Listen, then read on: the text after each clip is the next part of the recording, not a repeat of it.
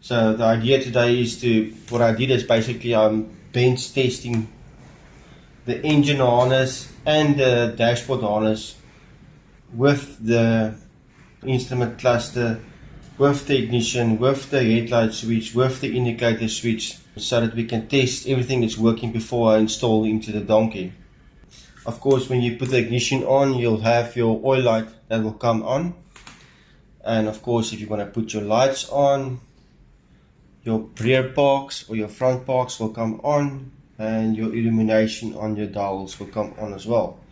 And of course, when you turn your headlight switch, you can see actually your illumination are dimming and getting brighter on the gauges. Fitted a makeshift switch here for the bright lights, so you just have to put the lights on here.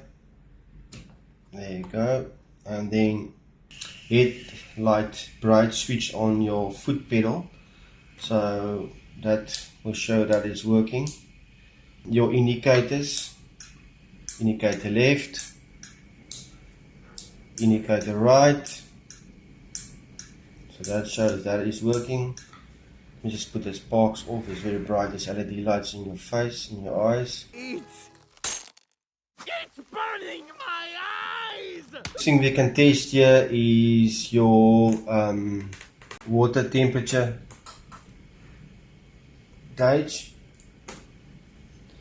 So I'm giving it a negative now. You'll see the gauge are climbing too high. Alright, so we're going to take it off.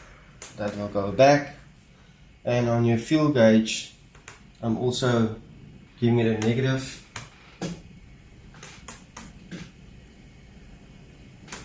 And you can see your fuel gauge is going all the way up to full. So basically the only thing that we can't really test now on those bench tests, of course, is the alternator.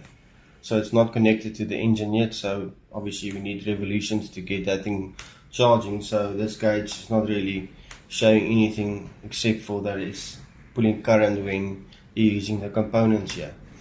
I just want to shift you over to the starter motor quickly so that we can test that.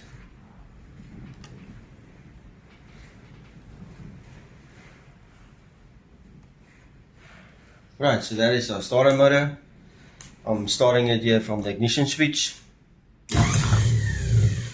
As you can see, it's cranking. Starter motor is actually in a very good condition still, and it works perfectly. Alright, so in all, I've refurbished the engine loom as well, put new terminals on, cleaned it, sprayed some components black, nice. So the next step will be to connect the instrument cluster back into the dashboard, and then I will fit the dashboard back into the donkey, and then the engine loom will go in next.